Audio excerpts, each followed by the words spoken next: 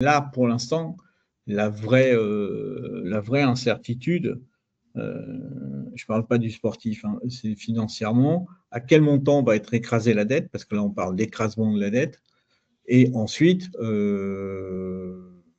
autre point qu'on n'a pas évoqué, il faut quand même savoir que, imaginons, si je prends le scénario, j'allais dire, le plus favorable au Girondins de Bordeaux, je parle institution, je mets à part présence ou départ de Gérard Lopez.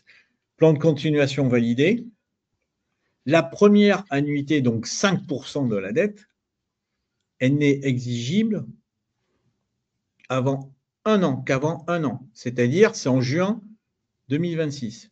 Mais elle doit être, et là, il faut vraiment suivre, incluse dans le budget de la saison 2025-26, puisque pour la DNCG, les comptes sont clôturés au 30 juin. Est-ce que c'est clair pour tout le monde? C'est-à-dire que si c'est validé le plan de continuation, on va devoir payer la dette, mais la première annuité, ce sera qu'en juin 2026, mais il faudra qu'elle soit présentée dans le budget devant la DNCG pour la saison prochaine. C'est très clair. Et le montant, ça sera de combien de pourcentage, Laurent? On va voir si tu te rappelles 5%. ce que tu as écrit. 5%, ce que tu as écrit dans ton article 5% sur l'équipe. avec une part tout de suite exigible, c'est-à-dire les assurances garanties salaires, les AGS. C'est un organisme qui préventif quand dans le cadre d'un PSE, plan sauvegarde de l'emploi, on va dire un plan de licenciement, on va appeler un chat, qui permet, si la société n'a pas les moyens de payer les salaires, les indemnités, les préavis, les indemnités de départ et les sommes dues dans le préavis quand on quitte une entreprise, de couvrir cette somme pour pas que les salariés se retrouvent en difficulté financière.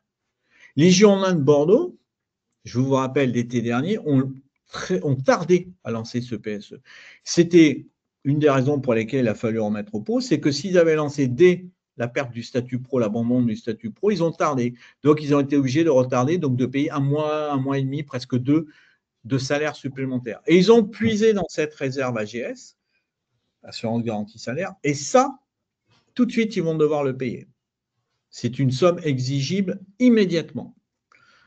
Je peux vous dire que la somme est dans un peu plus de 6 millions d'euros. Je crois qu'on l'a écrit. Je connais le montant exact, mais on ne va pas le divulguer là. On est à un peu plus de 6 millions d'euros. Et surtout, les Girondins de Bordeaux travaillent là aussi à un étalement de la dette, c'est-à-dire à payer, si je l'ai écrit en mars, c'est 2 et 2,5 à peu près. 2 millions d'euros, 2 millions d'euros, 2,5 sur 3 ans. Voilà. Selon les sources qu'on a eues.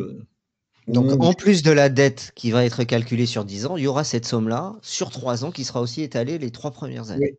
Voilà. S'ils arrivent à étaler. S'ils n'arrivent pas à étaler, si les AGS refusent, il faut payer les 6 millions et quelques, on va dire 6 millions 2 à peu près, tout de suite. D'où l'intérêt d'étaler. Parce que si vous rajoutez, on l'avait écrit en mars et Sud-Ouest l'a confirmé dans son article lundi matin, en National 2, parce que bon, maintenant on va écarter l'hypothèse nationale, hein, on va être sérieux, c'est 6 millions d'euros à peu près, le budget, remboursement de la dette comprise, plus éventuellement les AGS, ce qui monte à 8. Si les Girondins avaient été en National tout court, c'était 12 millions.